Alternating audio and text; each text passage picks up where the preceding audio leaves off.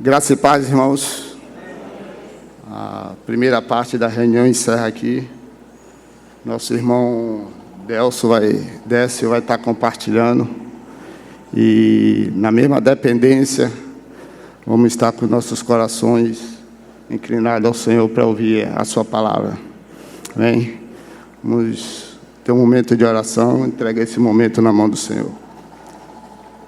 Querido Senhor, nós agradecemos a Ti, Senhor, por tudo que o Senhor tem feito em nossas vidas. O Senhor mudou a nossa história, Senhor. Ó, Senhor, muito obrigado, Senhor. Queremos confessar aqui nesta manhã que dependemos totalmente do Senhor. Queremos, nesta manhã, ouvir a Tua palavra, Senhor.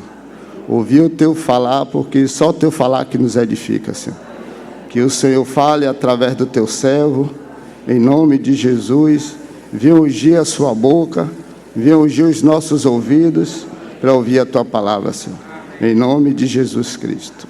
Amém. Os avisos vão estar comigo. Se algum irmão tiver algum aviso, me procure. Desce.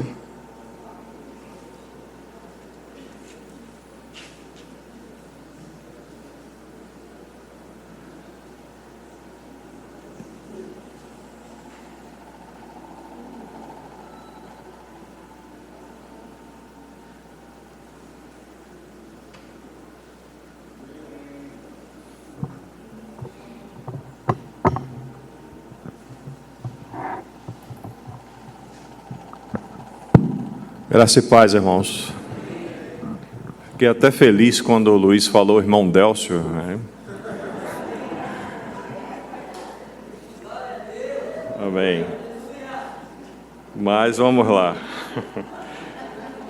Vamos abrir, irmãos, nossas Bíblias no livro de João.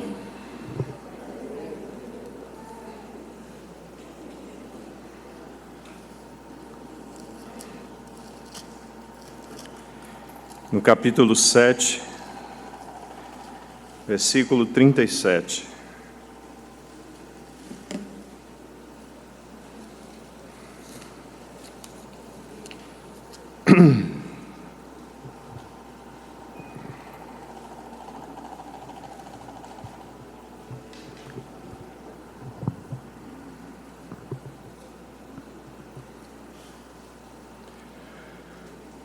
Senhor, nosso Deus e Pai, curvamos aqui o nosso coração em Sua presença, Senhor, reconhecendo que o Senhor mesmo sonda as mentes e os corações e sabe as intenções do nosso ser de forma profunda, Senhor. Por isso precisamos do poder do Seu sangue sobre as nossas vidas, Senhor. E que o Senhor mesmo possa nos conduzir nesse tempo segundo a Sua vontade e segundo o Seu interesse, Senhor.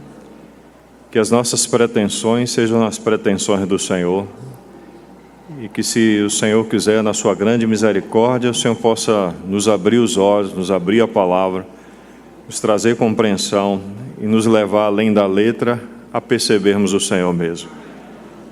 Isso é o que mais importa, Senhor.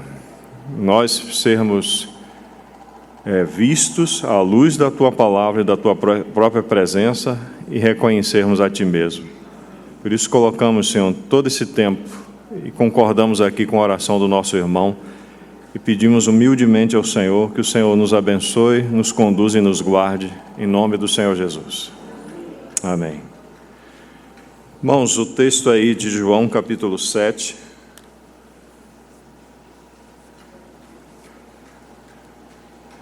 No versículo 37, diz assim: No último dia, o grande dia da festa, levantou-se Jesus e exclamou: Se alguém tem sede, venha a mim e beba. Quem crê em mim, como diz a Escritura, do seu interior fluirão rios de água viva. Isto ele disse com respeito ao Espírito que haviam de receber os que nele crescem, pois o Espírito até esse momento não fora dado, porque Jesus não havia sido ainda glorificado. Dentro desse texto, o comentário do nosso irmão Jair, ele diz o seguinte: com relação a esse último dia, o grande dia da festa e com relação ao que o Senhor proclamou. Embora tal cerimônia não seja mencionada no Antigo Testamento, os judeus tinham o costume de carregar água do poço de Siloé e despejá-la numa bacia de prata posta ao lado do altar do sacrifício, o altar ali do lado de fora, o altar de bronze. Isso era feito diariamente nos primeiros 7 dias da festa dos tabernáculos.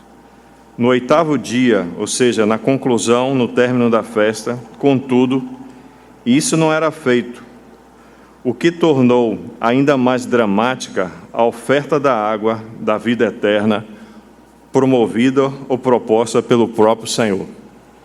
Então, naquele tempo ali, daquela festa, a festa dos tabernáculos, já no seu final,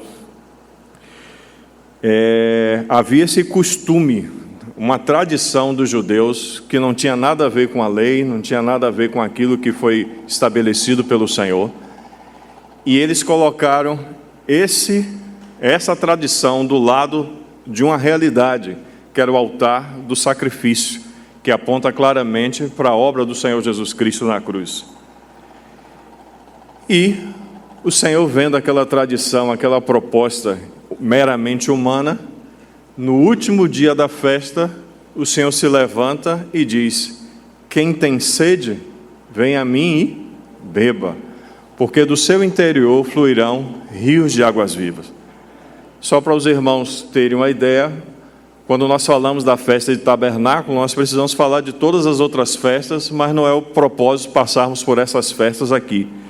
Mas olhando claramente ali para o que diz as Escrituras e o que acabamos de fazer aqui nessa reunião de partir do pão, os irmãos devem lembrar que a proposta do Espírito Santo através de Paulo é o seguinte: ele diz assim: todas as vezes que nós comermos este pão e bebermos desse cálice, o que é que nós fazemos?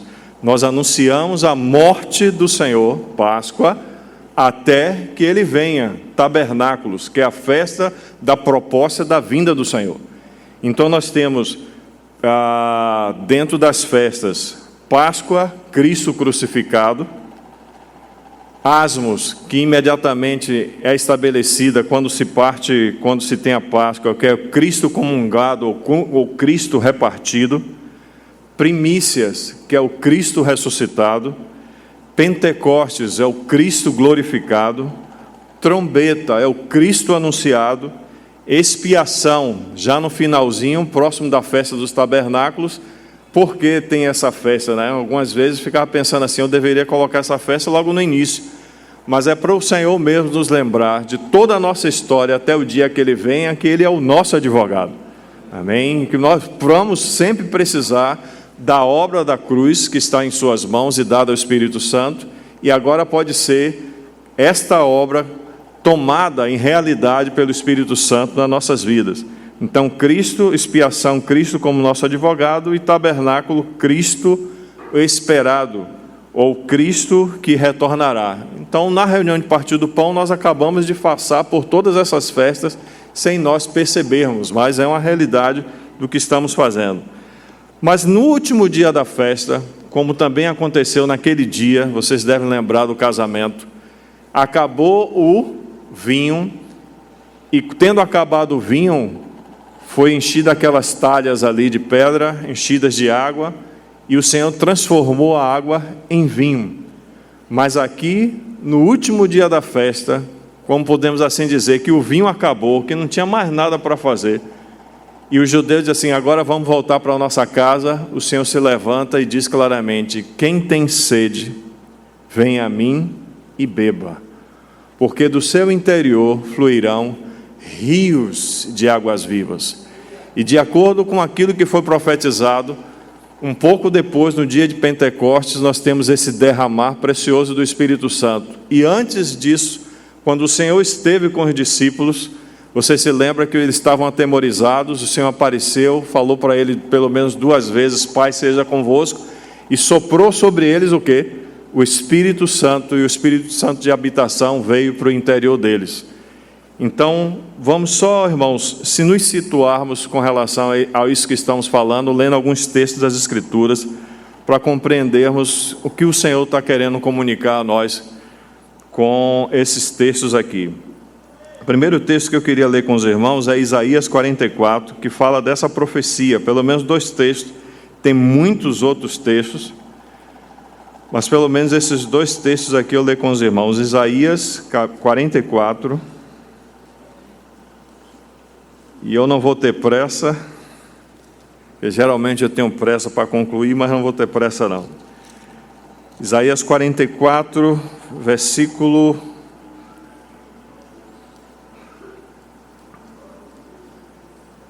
3. Porque derramarei água sobre o sedento e torrentes sobre a terra seca. Derramarei o meu espírito sobre a tua posteridade e a minha bênção sobre os teus descendentes. Então, profeticamente, o Senhor disse que iria derramar do seu espírito sobre a sua posteridade. E aí mesmo no livro de Isaías, capítulo 58, versículo 11, também há uma outra profecia que diz: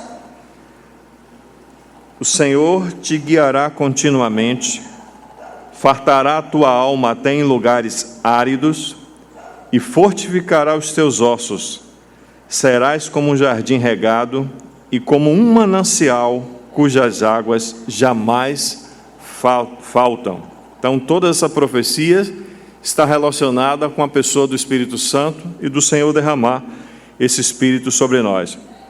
Vamos ler, irmãos, também alguns outros textos, agora no Novo Testamento, no livro de João, capítulo 14.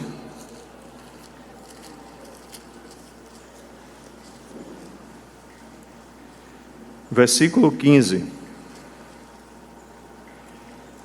Se me amais, guardarei os meus mandamentos, e eu rogarei ao Pai, e Ele vos dará o outro Consolador, ou outro Exortador, a fim de que esteja para sempre convosco, o Espírito da verdade, que o mundo não pode receber, porque não o vê, nem o conhece. Vós o conheceis, porque Ele habita convosco e estará em vós. E um pouco mais para frente, versículo 26 diz: mas o Consolador, o Espírito Santo, a quem o Pai enviará em meu nome, esse vos ensinará todas as coisas e vos fará lembrar de tudo e o que foi dito. E em João capítulo 16, verso 7 diz: mas eu vos digo a verdade, convém-vos que eu vá, porque se eu não for, o Consolador não virá para vós outros. Se porém eu for, eu vou-lo enviarei. E nós sabemos da maneira que o Senhor foi e tinha sido anunciado aos discípulos e profeticamente também. A maneira do Senhor ir era Ele ir à cruz e morrer pelas nossas vidas. E depois disso, ao terceiro dia Ele ressuscita dentre os mortos, é levado ao Pai como primícias. Depois de ser levado ao Pai como primícia, Ele é glorificado, e na sua glorificação o Espírito Santo vem da parte do Pai e vem também da parte do Senhor para vir habitar dentro de nós. E Ele diz aqui claramente: se porém eu não for, se porém eu for, eu vou-lo enviarei. Quando Ele vier, convencerá o mundo do pecado, da justiça e do juízo. Do pecado porque não crê em mim, da justiça porque vou para o Pai e não me vereis mais, do juízo porque o príncipe desse mundo já está julgado. Verso 13: quando vier, porém, o Espírito da verdade, Ele vos guiará em toda verdade. Então estamos vendo coisas que o Espírito Santo fará dentro de nós, quando Ele viesse para dentro de nós. Graças a Deus, o Espírito Santo já veio para dentro de nós. Amém? E vamos confirmar isso. Para onde é que Ele veio? Ele veio da parte do Pai, da parte do Senhor Jesus Cristo, porque o Senhor foi glorificado, Ele veio, porque claramente o Senhor diz que essa proposta que Ele está falando aqui no livro de João só pode acontecer se o Senhor tivesse sido glorificado, e para que Ele pudesse ser glorificado, Ele precisava passar por todo esse processo daquelas festas que estão ali. Vamos para 1 Coríntios capítulo 3, que é um texto muito conhecido nosso, que vai nos falar para onde ele veio. 1 Coríntios capítulo 3, verso 10 diz o seguinte: segundo a graça de Deus que me foi dada, lancei o fundamento como prudente construtor, e outro edifica sobre ele, porém, cada um veja como edifica. Porque ninguém pode lançar outro fundamento além do que foi posto, o qual é Jesus Cristo. Vou dar uma pulada aqui. Verso 16: não sabeis onde foi colocado esse fundamento que é Jesus Cristo. Ele está dizendo assim: não sabeis que sois santuário de quem? De Deus, e que o Espírito de Deus habita em quem? Em vós. Então nós temos o Espírito Santo, que o Senhor está falando lá em João, que precisava ele ser glorificado para que o Espírito Santo viesse, mas agora o Espírito Santo, ele tem um lugar definido para vir. Ele não veio para ficar pairando por aí, apesar do Espírito Santo ter vindo também para poder fazer esse trabalho sobre a terra, de convencer o homem do pecado, da justiça e do juízo. Na verdade, o Espírito Santo está convencendo templos que foram arruinados pelo pecado, para que eles pudessem ser reconstruídos de acordo com o modelo que o Senhor propôs na pessoa do seu Filho. E a gente vai ver claramente que Jesus Cristo, ele é o santuário de Deus. Só para voltar um pouquinho, no livro de Atos, ou no livro de João, no capítulo, deixa eu ver aqui, 2, versículo 19, o Senhor Jesus declara o seguinte: Jesus lhes respondeu: destruí esse santuário e em 3 dias o reconstruirei. Replicaram os judeus: em 46 anos foi edificado esse santuário, e tu em 3 dias o levantarás? Olha a resposta do Senhor. Ele, porém, se referia ao santuário do seu corpo. Ele é o modelo perfeito do Senhor, e ele quer muitos templos parecidos com ele, na verdade idênticos a ele. Vamos voltar agora para o texto lá de 1 Coríntios capítulo 3, verso 16: não sabeis que sois santuários de Deus, e que o Espírito de Deus habita em vós? E ele diz no versículo 17: se alguém destruir o santuário de Deus, Deus o destruirá, porque o santuário de Deus, que sois vós, é sagrado, ou é santo. No capítulo 6, aí também de 1 Coríntios, nós também temos a seguinte expressão, versículo 19: acaso não sabeis que o vosso corpo é santuário do Espírito Santo que está em vós, o qual tendes da parte de Deus, e que não sois de vós mesmo, porque fostes comprados por preço? Agora, pois, glorificai a Deus no vosso corpo. Então, irmãos, estamos passando aí por alguns textos que demonstram claramente que, por causa de todo o processo que o Senhor passou, o Espírito Santo veio da parte de Deus, do Pai, veio da parte dele mesmo. Ele veio para um lugar específico, ele veio para habitar no interior do homem, e ele fala claramente que aquela pessoa que é habitada pelo Espírito Santo, ela é templo do Espírito Santo, ou santuário de Deus. Então temos muitos santuários de Deus aqui nesta manhã, graças a Deus. E não é somente nós, mas individualmente nós temos a graça do Senhor para poder expressar tudo aquilo que o templo é. No átrio, ou seja, no exterior do nosso corpo visível, na nossa alma que identifica o que nós somos, tendo o nosso temperamento, nosso caráter, a nossa personalidade, entendeu? Algumas vezes, lendo algumas literaturas, ficava pensando: Deus está interessado apenas em mudar o nosso caráter, entendeu? Depois que nós cremos.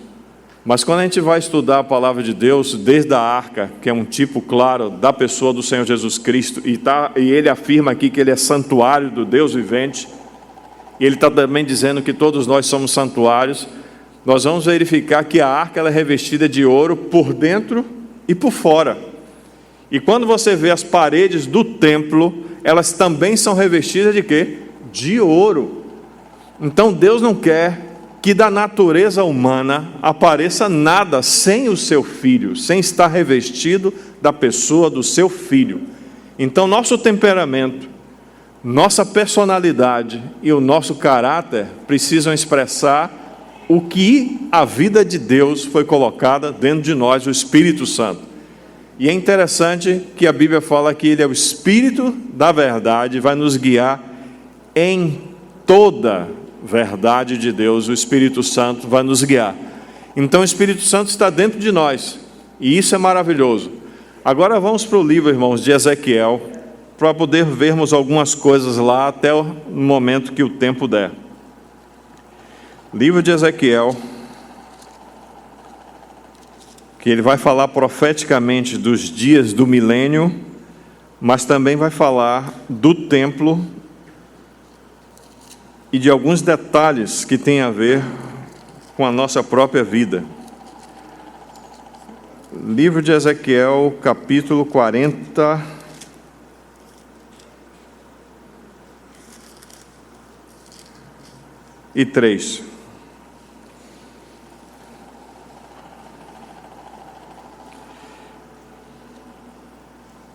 Então me levou, 43:1.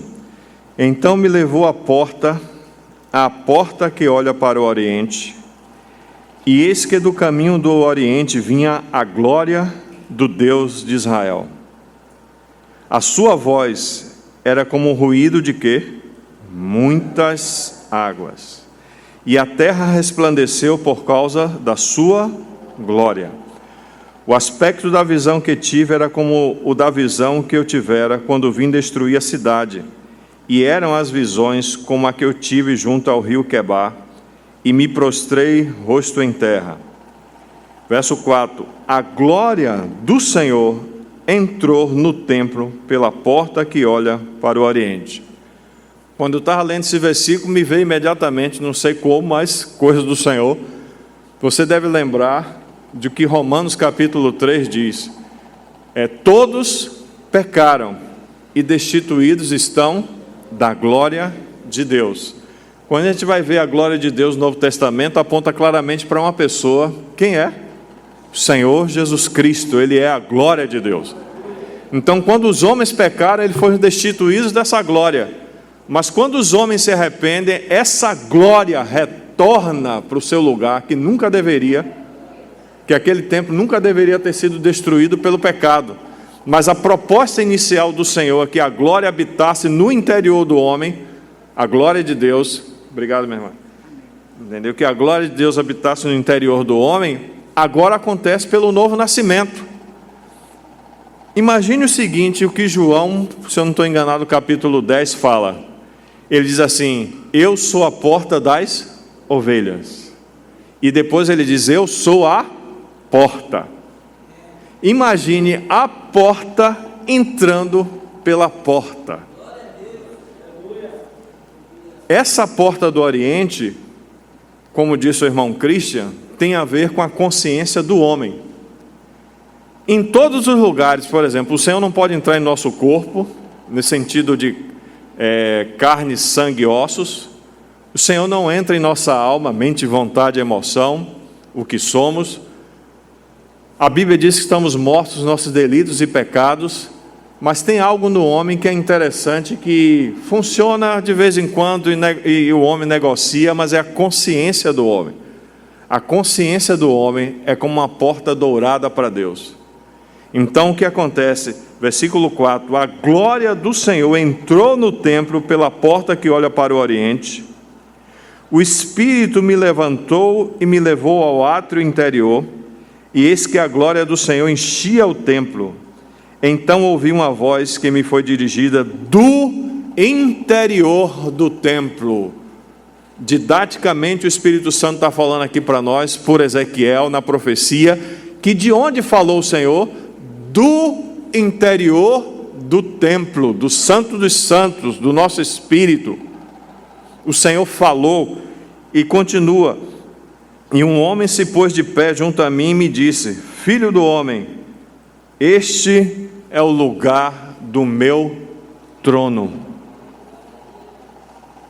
Já pensou nisso? Esse é o lugar do meu trono. O seu ser, o meu ser, o nosso ser, o espírito regenerado, agora é o lugar do trono de Deus. Deus decidiu sair do seu trono e vir habitar no interior do homem. Deus tem o seu trono no seu interior, mas não é somente isso. E diz aqui, e o lugar da planta dos meus pés, nesse interior, e onde habitarei no meio dos filhos de Israel para sempre. Então acontece três coisas quando há um novo nascimento na vida de uma pessoa. O trono de Deus é estabelecido dentro do seu espírito, o espírito humano se torna o lugar onde o Senhor o torna como estrado dos seus pés, ele anda no meio desse lugar, mas ele também habita nesse lugar o tempo todo, como confirma isso no Novo Testamento através do livro de João. Agora percebamos o seguinte, irmãos, quando o Senhor Jesus Cristo, ele foi interpelado pelos discípulos, e falaram assim, os mestres eles ensinam os seus discípulos a orarem, mas Senhor, também nos ensina a orar. E o Senhor, com certeza os discípulos já estavam vendo o Senhor ali orar várias vezes. Então o Senhor diz assim para aqueles discípulos, ensinando uma oração ao Pai Nosso. Ele diz assim, santificado seja o vosso nome, venha a nós o teu reino, e seja feita a tua vontade, aqui na terra, como ela é feita nos céus. Ou seja, se nós pegarmos essas palavras e colocarmos aqui, em cima do texto de Ezequiel, nós vamos ter o seguinte. Você se lembra que o Senhor falou para Moisés, tira as sandálias dos seus pés, porque esse lugar é o quê? É santo. E o Senhor está dizendo que onde ele habita é o quê? Santo. E a própria Escritura diz que o Senhor habita o quê? No santo dos santos do templo. O lugar de habitação de Deus é no santo dos santos do templo. E do templo, do santo dos santos, ele quer se expressar. Quando você vai estudar a questão dos tabernáculos, você vai ver que os varais da arca, elas ficam nessa posição aqui, e como que quando você vê o primeiro véu ali, elas ficam pontudas, apontando, como se tivesse assim, as varais da arca estão aqui após o véu. Então o que o Senhor está dizendo? Do interior, o Senhor quer influenciar a nossa alma, e da nossa alma o Senhor quer influenciar o nosso corpo. Então quando o Senhor falou para nós que Ele tem quando Ele falou que o nome do Senhor precisa ser santificado em nossas vidas, o Senhor está dizendo para nós, em outras palavras, tira a sandália dos seus pés e anda comigo no seu interior. A maneira de nós cumprirmos a oração que o Senhor falou ali, santificado seja o teu nome, é andar com o Senhor no santo dos santos, do nosso espírito unido ao Espírito Santo que o Senhor nos deu. Mas a outra coisa, ele diz assim, esse é o lugar do meu trono. Aí o Senhor também fala claramente lá, venha o teu reino. Se o rei veio, tem que vir um reino. Mas aí a responsabilidade de nós interagirmos com esse Senhor, com esse trono, com esse rei que está dentro de nós, para que o reino também venha para o nosso interior e influencie toda a nossa vida. E depois ele diz aqui, e habitarei no meio dos filhos de Israel para sempre. Você se lembra que o ensino da questão das Escrituras com relação à oração que o Senhor propôs para os discípulos foi o quê? Seja feita a tua vontade, assim na terra como ela é feita nos céus. Irmãos, na sua casa, na minha casa, os outros fazem o que querem? Se faz, tem alguma coisa errada com a sua casa. Mas na minha casa, quem governa é quem? Eu, juntamente com Lia, e aí os meninos governam algumas coisas, até Broinha entra também no governo. Mas, irmãos, a casa é de quem? Dele. E é a vontade dele que tem que ser feita aonde? No nosso interior. E continuando,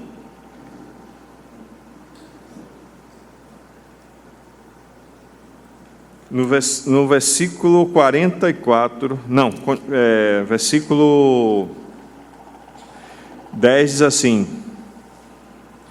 Tu, pois, ó filho do homem, mostra à casa de Israel esse templo, para que ela se envergonhe das suas iniquidades e meça um modelo. Tem um modelo que precisa ser medido.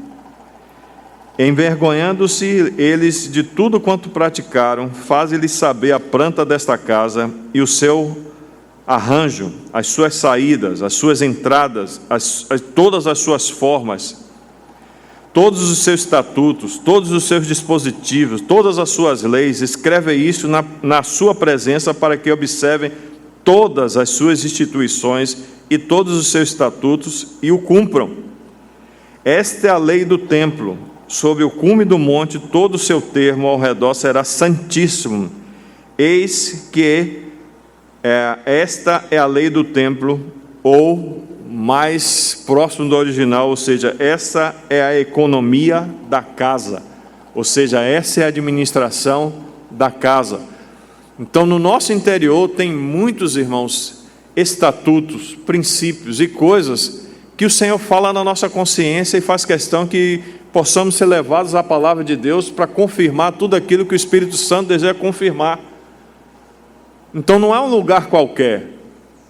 E é interessante, quando a gente vai ler do capítulo 40 até mais ou menos 47 ou 48, a gente vai ver várias expressões assim: mediu, o comprimento, a altura, a grossura.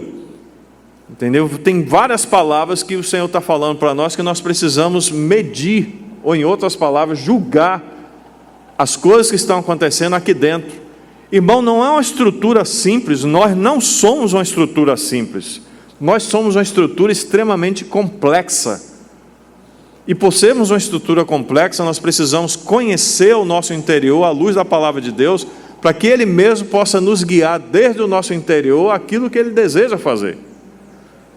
Você é tão precioso, nós somos tão preciosos para o Senhor, nós somos tão tremendamente preciosos. Muitas vezes a gente diz assim: não vale nada, sou uma porcaria, isso, aquilo mais. Eu disse: irmão, isso era antes, mas agora que você é a habitação da glória de Deus, veja o que no capítulo 44, para a gente concluir, o Senhor vai falar até aqui. Então me fez voltar para o caminho da porta exterior do santuário, que olha para o oriente, a qual estava fechada. Então, uma vez que a glória do Senhor entrou por aquele templo, imediatamente ela foi fechada. Se nós formos hoje para Israel, e nós chegarmos lá nas portas, pelo menos que ainda são identificadas, tem uma porta chamada Porta Dourada, que ela está fechada.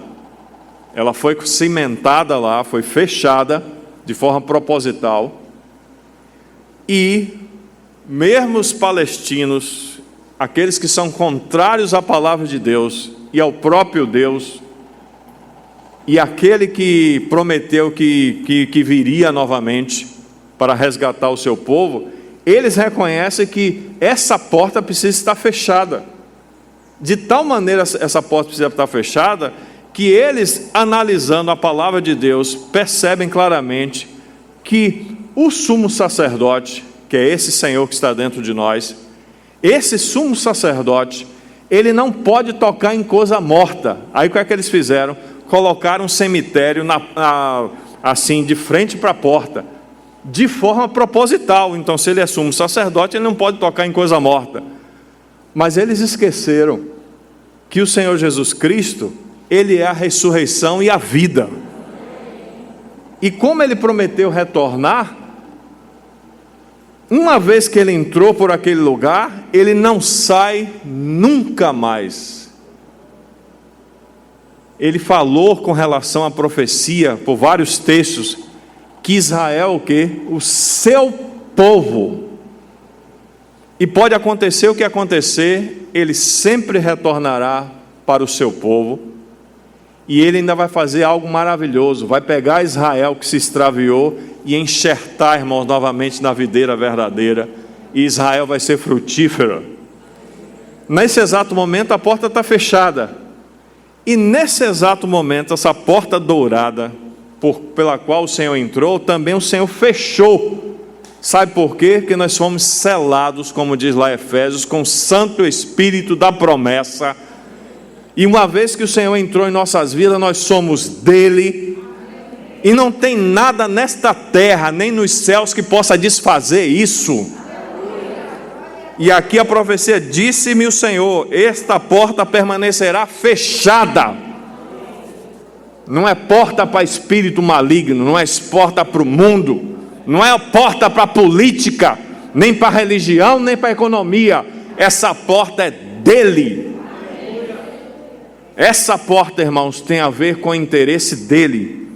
E diz aqui: esta porta permanecerá fechada, não se abrirá, ninguém entrará por ela, porque o Senhor Deus de Israel entrou por ela, por isso permanecerá fechada. Se ele entrou e fechou, o que é que diz lá? João capítulo 10: eu sou a porta das ovelhas, quem entrar por mim, entrará, sairá e achará pastagem. Mas não diz que vai voltar. Uma vez, irmãos, que o Senhor está em nosso espírito, isso aí é uma realidade para sempre. E quando nós lemos lá Lucas capítulo 11, diz lá que quando o espírito maligno sai, fala da nação de Israel e fala também de uma pessoa que pode experimentar esse tipo de coisa, sai, anda por lugares áridos, aí você anuncia o evangelho, você prega o evangelho, a pessoa não se converte, mas se convence de que realmente precisa do evangelho de Deus, e chega um determinado momento que ela anda até com os irmãos e tudo, mas diz lá a palavra que aquele espírito maligno encontrou a casa o quê? Limpa e ornamentada, mas não está habitada. Irmão, seu espírito está habitado. Nosso espírito está habitado. Então, se está habitado, nós precisamos vindicar: Senhor, somos habitação do seu espírito. Entendeu? A vida do Senhor está dentro de nós, seu trono está em nós. Nosso espírito é o lugar que o Senhor anda, e o nosso espírito, irmãos, é o lugar que é a casa de Deus, que a vontade de Deus tem que ser feita. Então, irmãos, esse é o lugar. Isso é uma forma muito panorâmica de dizer que somos templos do Espírito Santo. E como diz Pedro, somos pedras vivas no encaixe perfeito de um templo coletivo para a habitação do Espírito Santo para sempre e sua expressão. Então o desejo do Senhor, irmãos, é que nós possamos ser cheios do Espírito Santo. Mas aí a gente pergunta: por que não somos cheios do Espírito Santo? Se ser cheio do Espírito Santo, alguns irmãos dizem assim: não, irmão, eu queria ser cheio do Espírito Santo para ter dom de cura, para fazer isso, para fazer aquilo. Não, irmão, a gente precisa ser cheio do Espírito Santo também para isso. Porque eu creio que o Espírito Santo ainda continua sendo o Espírito Santo, continua dando dons, talentos, distribuindo o que ele precisa distribuir. Mas o maior trabalho do Espírito Santo é nos guiar em toda a verdade e formar o caráter de Cristo em cada um de nós, e de tal maneira que nossa personalidade também seja tocada por essa realidade. Os tímidos deixando de ser tímidos, aqueles que são assim mais vão na vanguarda, algumas vezes recuando, aqueles que não querem fazer nada, o Espírito Santo está soprando: bora, faz. Aqueles que estão com a cana trilhada, aqueles que estão com o pavio fumegando, o Espírito Santo, irmão, nunca apaga o pavio que fumega, nem tampouco, irmãos, estraçalha a cana quebrada. O Espírito Santo sempre nos ajuda. Você pode ser fleumático, você pode ser sanguíneo, você pode ser colérico, o Espírito Santo está dentro de você. E Ele pode fazer, irmãos, muito mais do que pedimos ou pensamos, conforme o seu poder que opera em nós. Espírito Santo é o poder de Deus que opera em nós. Nós precisamos muito mais desse poder para operar no nosso interior do que poder para operar no exterior. Mas quando formos cheios do Espírito Santo, a gente vai parar por aqui. No fluir desse Espírito, quando lemos aqui ainda o livro de Ezequiel, até aquele lugar que você diz, na minha vida tem um mar morto, irmão, que entra, entendeu? Que entra não sai nada. Mas quando o Espírito Santo começar a fluir, a profecia de Ezequiel diz assim: aquele lugar do mar morto, as águas ficarão sadias. Ele pode fazer, irmãos, Ele pode fazer, entendeu? Então, termino por aqui, se o Senhor permitir, depois a gente continua. Senhor, nós agradecemos a Ti, porque apesar de falar de forma tão enfática, Senhor, mas nós não sabemos ainda a profundidade do que o Senhor fez em nossas vidas e do que o Senhor deseja fazer.